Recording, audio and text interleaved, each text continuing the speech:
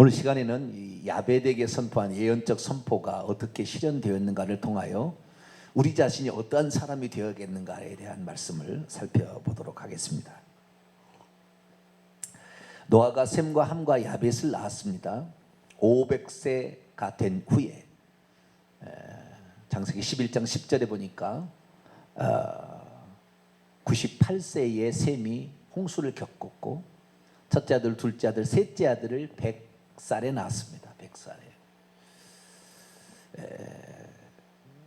그런데 이 셈이 결국에 노아가 나이 502세에 태어나기 시작했으니 502세, 503세, 504세 또는 502세, 504세, 506세 빨리 낳았을 경우에 그래서 세 아들들이 있었는데 세 아들들을 장가 보낸 후에 하나님께서 방주를 지으라 그렇게 얘기하셨죠. 방주는 많이 지어도 7, 80년 정도밖에 안 지었습니다. 그런데 문제는 뭐냐? 이 방주를 짓고 노아 홍수가 일어나고 끝난 다음의 일입니다. 많은 사람들이 자신에게 주어진 어떤 사명이 있습니다. 사명이. 노아는 방주를 지으라는 사명이 있었고 숨겨진 또 하나의 사명이 있었으니 의를 전파했다. 베드로후서 2장 5절. 그래서 하나님께서 당신의 우상 숭배 행위와 폭력과 음행 행위를 회개치 않으면 하나님이 물로 심판할 겁니다. 회개하십시오라는 두 가지 사명을 가지고 전파했어요. 그런데 그 방주를 잘 지었고 의도 잘 전파했어요. 그러나 결국에 자기의 동생들이 얼마나 많았겠어요, 그죠? 자기 아버지 라멕이 첫째 아들로서 노아를 낳았잖아요. 노아를 낳고 몇 년을 지내며 자녀를 낳았냐면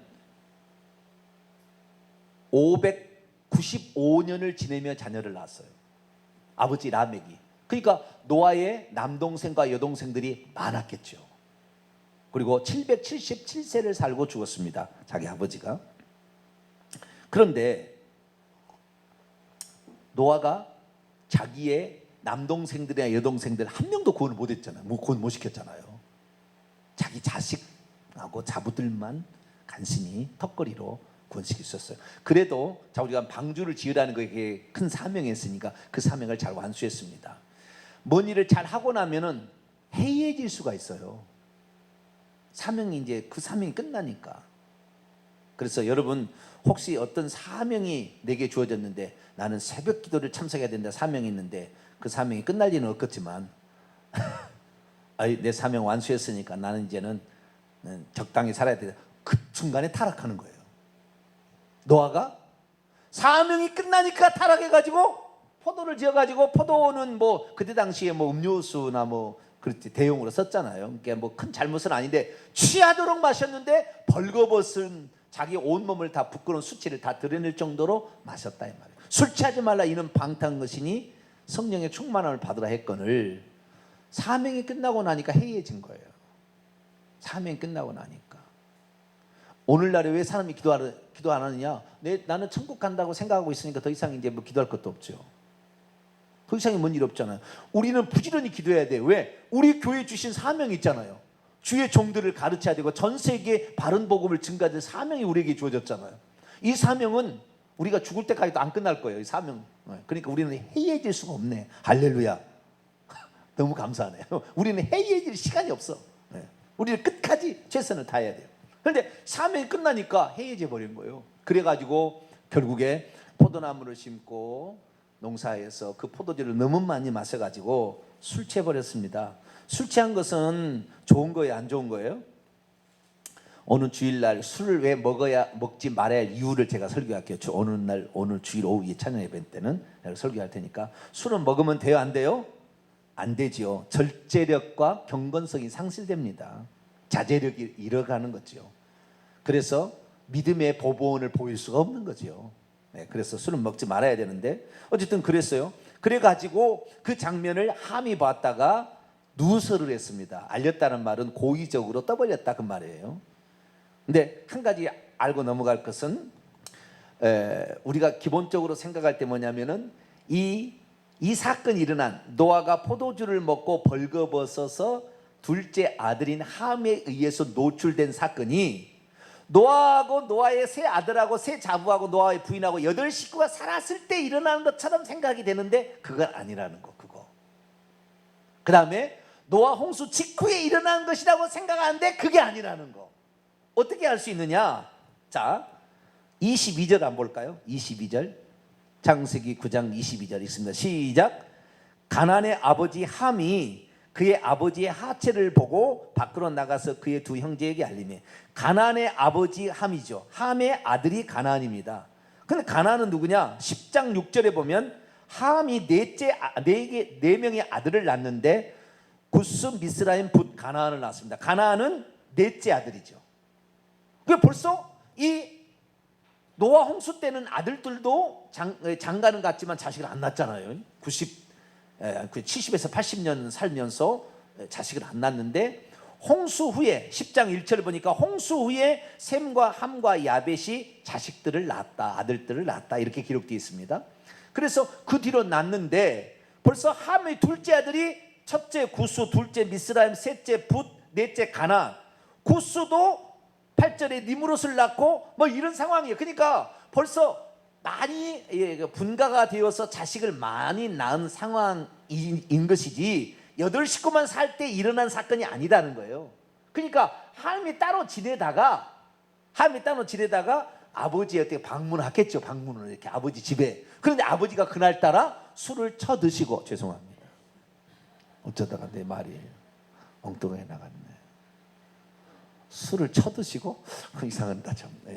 쳐드셨다. 좋아요. 뭐 쳐드셨든 뭐 말아 드셨든 말아서 드시고 말아 드시고 이렇게 그냥 옷을 다 벗어 던지고 이렇게 있었단 말이에요. 그러면 효도하는 그런 아들이라 한다면 아버지의 수치를 가려주고 말을 덮어버렸어야 되죠. 그 순간을. 그런데 그러지를 못하고 나가서 고발을 하고 이게 그 누설을 한 거예요. 근데 이 누설이 지금 한 집에서 살고 있는 것이 아니라 각기 다 따로 흩어져 살고 있는데 두 명의 자기의 형제인 형한테 가서 셈, 동생 야벳, 형도 아들을 넷을 낳았고 동생도 아들을 넷을 낳고 있어서 다 흩어져 있는데 가가지고 일부러 가서 얘기를 한 거예요. 그럼 일부러 가서 얘기를 한 것은 좋은 뜻을 가지고 얘기를 했겠어요? 아버지가 되고 저런 지랄이 아닌데 저런 짓을 하고 있느냐 이런 얘기를 했겠어요? 한번 생각해 보시라고요. 아버지를 자랑하고 싶어서 그렇게 했겠어요? 그건 아니죠. 아버지의 흠을 잡기 위한 것입니다. 그렇게 했다는 말이에요. 그러니까 이것은 함은 대단히 불효한 겁니다. 불효한 거예요. 불효자는 웁니다인가요? 불효자는 장수하지 못해요. 불효자는 장수하지 못합니다. 출애굽기 20장 12절에 보면은 내 부모를 공경하라. 그러면 네 땅에서 네 생명이 길리라. 장수하는 겁니다. 여러분 열심히 운동한다고 장수할까요? 네? 날마다 이 좋은 이런 약재들 있잖아요. 좋은 게 많아요, 그죠? 네? 그 이름이 생각이 안 나는데 초록색의 이런 거 있잖아요. 이런 거 많은 거. 초록색이 아니라 이거 그 오디 같은 색깔이 있는 이런 식물들이 많잖아요. 보라색 계열의 이런 게 참 좋더라고. 그 안에가 좋은 게 많이 있어요. 보라색 계열의 그런 알맹이들 있잖아요. 이거 많이 든다고 장수할까요? 장수할 수도 있겠죠. 근데 성경은 그렇게 말하지 않아요. 그 장수가 병들어서 아파가지고 장수해서 의미 없습니다. 성경이 말하는 장수는 죽을 때 그날까지도 잘 얘기하다가 딱 하는 거예요. 할렐루야. 우리의 장수는 그런 장수입니다. 성경의 장수는 아파가지고 막 몇십 년을 그냥 헐어서 욕창이 생기다가 어쩌다가 그냥 요양원도 갔다가 막 이렇게 막 고생하는 게 아니에요. 우리는 부모 공경하시기 바랍니다. 부모 공경하게 되면 죽을 때까지 우리 아무런 병 없이 오늘까지 얘기하다가 그날 딱 가는 거예요. 이렇게 하는 거예요. 그런데 함이 잘못했다는 말이에요. 그래서 결국에 함을 저주를 했는데 함의 넷째 아들은 가나안하고 함께 온 것 같아요. 그날. 그래서 가나안을 저주를 함으로 가나안은 형제들의 종이 된다 그랬는데요. 그리고 셈은 또 셈의 하나님이 셈의 하나님이 된다고 그랬으니 셈이 엄청 축복을 받았죠. 그리고 야벳을 얘기하는데 오늘 야벳을 얘기하려고 그러는 거예요. 야벳 때 축복을 받았어요. 함은 저주를 받고 부모 공경하지 않아서 함은 저주를 받고 부모를 공경했던 셈과 야벳은 부모의 수치를 보지 않기 위해서 겉옷을 가지고 뒷걸음쳐서 하체를 보지 않고 덮어주었다 이 말이에요. 나중에 와서 보았을 때 그것을 일부러 알아봤다고 되어 있습니다. 원문에 보게 되면 내가 벌거벗은 것 같은데 어떻게 옷이 덮어져 있느냐, 누가 했느냐 물어본 거죠. 그래서 결국에 그 사실을 알게 되고 미래에 대한 그 민족에 관한 예언적 선포를 했는데 야벳도 축복의 대상이 돼요. 왜? 두 사람이 셈과 더불어서 뒷걸음쳐서 아비의 허물을 덮어줬기 때문에요. 그런데 그 야벳의 축복을 봅시다. 27절입니다. 27절 읽어보면 시작. 하나님이 야벳을 창대하게 하사 셈의 장막에 거하게 하시고 가나안은 그의 종이 되게 하시기를 원하노라. 여기에는 우선 그 잘못 번역이라고보다는 좀 부족한 번역인데요. 제가 원문을 직역합니다. 하나님이 야벳을 넓혀줄 것이다. 그가 셈의 장막들 안에 거할 것이다. 가나안은 그들의 종이 될 것이다. 그의 단수가 아니고 그들 3인칭 복수 3인칭 단수가 아니고 그들의 종이 될 것이다. 이 세 가지를 말합니다. 첫째, 하나님이 야벳을 어떻게 준다고 했어요? 넓혀준다고 그랬어요. 넓혀준다. 지경을 넓혀주는 거죠. 그래서 이 성경을 보게 되면 함은 가나안 땅 있잖아요. 지금의 이스라엘 땅. 그 땅에서부터 밑으로 내려와 가지고 이집트, 구스, 이집트가 미스라임입니다. 옛날에 미스라임. 그 다음에 그 밑에가 구스가 있어요. 올라가서 지중해 연합에 그 붓이 있습니다. 리비아가 있습니다. 그래서 여기가 바로 함이 난 자식들이 사는 땅이에요. 그런데 고대의 문명은 이집트 문명입니다. 최초의 문명은 어마어마하죠. 피라미드. 그런데 이 모든 것이 나중에 로마에서 다 다른 나라에 의해서 다 이게 속박 시대를 해요. 이집트도 2차 세계대전에 독립이 되듯이 나중에 되는 거예요. 그래서 다 이렇게 속박으로 이렇게 살았습니다. 종이 되어 살았는 거예요. 그런데 야벳은 어떻게 되느냐? 야벳은 북쪽으로 올라갑니다. 북쪽으로 아시겠죠? 그 이스라엘 땅에서 북쪽으로 올라가서 우측으로 가게 되면은 페르시아 있죠. 페르시아.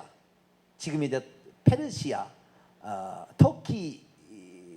터키가 아니고 이란 지역이 여기가 야벳의 한 야완이라는 한쪽이고요. 그 다음에 왼쪽으로 가서 그리스, 마케도니아, 그 다음에 아이오니아 또는 도갈마는 터키 쪽이고 그쪽에 또 유럽에 있는 이런 앵글로색슨까지 다 이쪽은 다 뭐예요? 전부 유럽 인종인데 여기시 야벳의 후손들입니다. 아시겠죠? 셈은 누구냐? 셈은 이스라엘 사람들이 셈이에요.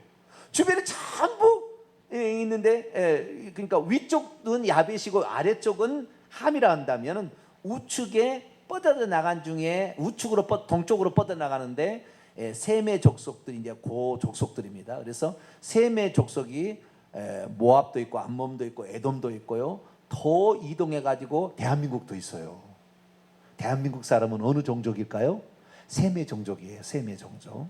우리 셈의 종족이라 우리 셈의 종족이 하나님을 잘 믿는 거예요. 우리 뿌리가 그런 거예요. 그런데 이 그 중국 사람들은 함의 족속입니다. 역사를 종족을 추적해 보면 중국과 우리나라가 안 맞아요. 잘 종족이 달라요. 근데 어쨌든 이 역사가 이렇게 됐는데 하나님이 첫째는 하나님은 야벳을 창대케 한다. 창대케 했는데 위쪽으로 올라가서 유럽을 거쳐서 대서양을 지나서 아메리카 대륙까지 해가지고 어마어마하게 커지잖아요. 그죠? 아메리카 대륙까지 커집니다. 그래서 창대케 한다는 예언이 그대로 성취됐다는 거. 두 번째, 셈의 장막들 안에 거할 것이다. 셈의 장막들 안에 거할 것이라는 것은 셈의 장막을 빼앗아 가지고 셈의 장막들을 자기가 차지한다는 말이 아니고 셈의 장막의 그늘 안에 들어가는 거예요. 그건 무슨 말이냐면 셈이 받은 그 축복을 야벳이 누리게 된다 그 말이에요. 다시 말해서 셈의 축복이 뭐냐? 셈 첫째 아들은 이 26절 보니까 셈의 하나님이 여호와를 찬송하라는 거 보니까 하나님은 셈의 하나님이에요. 그 셈의 하나님이 결국에 우리나라까지 왔는데 예수 믿는 사람들, 기독교인들이 결국에 셈의 하나님이라고 보시면 돼요. 이 셈의 하나님인데 이 셈의 하나님을 유럽인들도 믿게 된다는 거예요. 기독교가 이 예수 그리스도를 믿게 된다는 거예요. 그래서 이 셈으로 시작된 셈 족속이 한 가장 큰 일은 메시아를 낳은 거예요. 메시아를 낳은 거예요. 메시아를 낳아서 이 예수 그리스도를 믿음으로 서양이 베드로에 의해서 히브리파 유대인만 예수를 믿는 사람이 헬라파 유대인들을 전도할 수 있는 넓은 시야를 가진 바울에 의해서 유럽으로 마케도니아로 빌립보부터 해서 데살로니가 해가지고 아래에 아가야 지방에 고린도까지 아테네까지 다 복음을 증거하게 되는 이런 일들은 바울에 의해서 이루어지므로 그 예수 그리스도 셈의 장막이라는 것은 나중에 커서 성전이 됩니다. 아시겠죠? 이 텐트란 말이에요. 이 텐트가 좀 지나가서 성전이 되고 성전이 예수의 몸이 되고 예수의 몸이 교회가 됩니다. 그래서 유럽인들도 예수 그리스도를 믿는 그 영적인 축복의 그늘 아래 들어온다 그 말이에요. 함은 그러지 않고 함은 영원토록 셈과 야벳의 종이 되는 것이고 노예로 되는 것이고 저주의 끝은 누군가에 종속되는 겁니다. 저주의 끝은 항상 그래요. 노예가 되는 거예요. 종이 되는 거예요. 그래서 이스라엘 민족이 이집트 함의 족속의 밑에 들어가서 셈의 족속이 종이 되니까 너희들은 그럴 게 아니다라고 끄집어내잖아요. 그렇듯이 종이 되는 것이 마귀의 종이 되는 것이 저주의 끝이에요. 저주는 종으로 끝나는 거예요. 결국에 그게 누구의 종이 되지 말고 오직 예수 그리스도의 종만 되기를 축원합니다. 우리 주님은 절대적 축복을 주는 사람이니까 예수 그리스도에만 종이 되고 나머지는 절대 종되면 안 돼요. 종은 저주예요. 저주. 그러나 예수 그리스도께 붙잡히면은 그건 축복이에요. 할렐루야. 참 다른 거예요. 셈의 장막에 거한다는 것은 이 그리스도로 말미암아 그 은혜 아래 들어온다 그 말이죠. 그래서 유럽 사람들이 복음을 받아 사도 바울에 의해서 로마까지 복음을 받아들이고 이 로마가 나중에 천주교가 되어 잘못돼 갔지만 미국까지 건너가서 기독교가 그리 넘어가게 되고 이 기독교에 의해서 대한민국까지 온 거예요. 그 그늘 아래 들어가게 되는 거죠. 그래서 셈의 장막에 거한다는 것은 영적인 축복을 받아서 예수 그리스도를 믿고 하나님 자녀가 되는 축복을 받는다 그 말이에요. 그래서 여러분들이 예수를 믿으나 이제 끝났어요. 끝났습니다. 그 시대가. 왜? 영국의 90%가 비기독교인이라고 스스로 선언했어요. 교회 다니는 사람이 2%예요. 98%가 교회를 안 나가고 그렇게 큰 교회에 3, 4명 할머니 앉아 있어요. 끝났습니다. 캐나다 끝났습니다. 46개인가요? 성이 있어가지고 나는 여자 같은 남자, 남자 같은 남자 같은 남자 같은 여자 그렇게 성을 바꿀 수가 있어요. 그래서 면사무소에 가게 되면 그걸 바꿔줘요. 아침에는 내가 남자였다가 저녁에는 나는 사회적으로 여자 같은데요. 나는 여자 되고 싶어요. 나는 여자 해주세요. 그러면은 바로 바꿔줘요. 이렇게 타락했어요. 미국도 그런데 트럼프에 의해서 잠깐 지금 유예되고 있는 상황이고 대한민국은 남아있어요. 대한민국이 만약에 동성애 인정해버린다면 전 세계는 쇠락이 급속도로 일어날 겁니다. 끝날 겁니다. 미국 선교사 계속 줄어들고 있고 한국 선교사도 지금 많이 줄어들고 있습니다. 지금 중국 얘기하면 안 되겠네요. 이런 나라들은요 선교사들을요 못하게 가둬버립니다. 지금 중국에서는요 교회를 부셔버립니다. 삼자교회 아닌 것은 아예 나라에서 부셔버린다니까요. 그리고 감시해가지고 선교사를 감시해가지고 지금 축출하고 있어요. 몇 사람 제가 아는 사람 지금 몇 사람 그 이슬람 지역과 이런 중국 이런 지역에 가가지고 몇 사람 지금 제가 아는 사람도 지금 쫓겨나왔어요. 아무것도 못 건지고 왔대요. 지금 이제 끝나가고 있는 거예요. 지금 왜? 셈의 장막 안에 거하는 것이 동성애 하나로 말미암아 완전히 사로잡혀가지고 꼼짝 못해서 그래 너희들 인권도 존중해 주마 이렇게 하다가 결국에 끝장 나버렸어요. 지금 끝장 나버렸어요. 죄까지 인정할 필요는 없는데 죄를 정당화 죄를 법제하실 필요 없었는데 그것을 인정해 줌으로 끝나버린 거예요. 근데 어쨌든 이렇게 된다 그랬단 말이에요. 세 번째는 뭐냐면은 가나안은 그의 종이 된다. 그래서 가나안 땅을 하나님께서 이스라엘 민족에게 이스라엘 출애굽한 이스라엘 백성에게 주었잖아요. 가나안 7족속을 쫓아냈잖아요. 가나안 7족속이 누굽니까? 그 가나안의 자식들이에요. 자식들이 산 땅이에요. 기르가스 무슨 헷 족속, 여부스 족속 뭐 있잖아요, 많잖아요. 그런 족속들이 결국에 다 쫓겨나게 되는 것은 그들의 종이 되고, 나중에 기브온 거민들은 스스로 나무 뱀에 물겠는 자가 되겠다 그래서 자기들을 받아 살려달라 해서 살려주게 되고, 그래서 평생의 종으로 이렇게 살아가는 겁니다. 그런데 결론적으로 말하자면요, 종이 되었다 해서 저주는 아닙니다. 종으로 산다 해서 천국 못 가는 건 아니에요. 종으로 살아도 예수 믿고 회개하면 천국 갑니다. 할렐루야. 유럽이 이제 야벳의 후손으로 태어났어도 예수 안 믿고 동성 인정하면은 죽어서 저주받아서 영원한 지옥이에요. 그러니까 우리의 신분, 사회적 신분이 우리의 영혼을 결정하는 건 아니다. 전혀 아니다. 그걸 알고 우리가 종으로 살든 자유든 살든 관계없이 우리는 예수 그리스도를 잘 믿고 내 위치에서 최선을 다하면 됩니다. 할렐루야. 그러면 하나님 복 주시는 거예요. 제가 오늘 이렇게 얘기하는 것은 그 야벳이 이렇게 축복을 받게 된 것이 그 후손이 어마어마한 축복을 받게 된 거잖아요.